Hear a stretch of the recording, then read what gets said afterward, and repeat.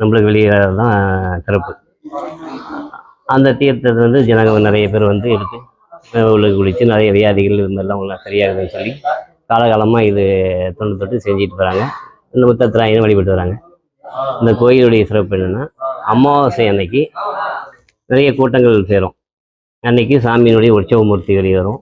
அது உற்சவமூர்த்தி இருக்கும். மற்ற அபிஷேக ஆராதனைகள் கூட்டம் பல பேர் கியூவில் வர அளவுக்கு கூட்டங்கள் இருக்கும். இந்த கோயிலுடைய குளம் இருக்குது. இந்த குளத்தில் அதே மாதிரி அவங்க குளிக்கிறவங்களுக்கு அவங்களுக்கு நோய்கள், அவங்களுக்கு செய்கிற வேண்டுதல்கள் நிறைவேறுன்னு சொல்லி ஒரு ஐதீகம். அதே மாதிரி இந்த கோயிலில் வேண்டுதல் குழந்தை இல்லாதவங்களுக்கு தொட்டில் கட்டுவாங்க. கல்யாணம் ஆகாதவங்களுக்கு மாங்கல்யம் அவங்க கட்டி அவங்க வேண்டுதல் வச்சாங்களோ அவங்க வேண்டுதல் நிறைவேறும். நிறைவேறதுக்கப்புறம் அந்த கோயிலே வந்து திருமணம் செஞ்சுக்கிறவங்க இல்லை அந்த திருமணம் செய்து இந்த கோயில் வந்து சாமி கும்பிட்டு போகிறவங்க இதுமாதிரி நிறைய இருக்காங்க. குகையை பற்றி அர்ச்சகரிடம் கேட்டதற்கு உள்ளே சுரங்கம் போல் செல்கின்றது எனவும் குறிப்பிட்ட அளவிற்கு மேல்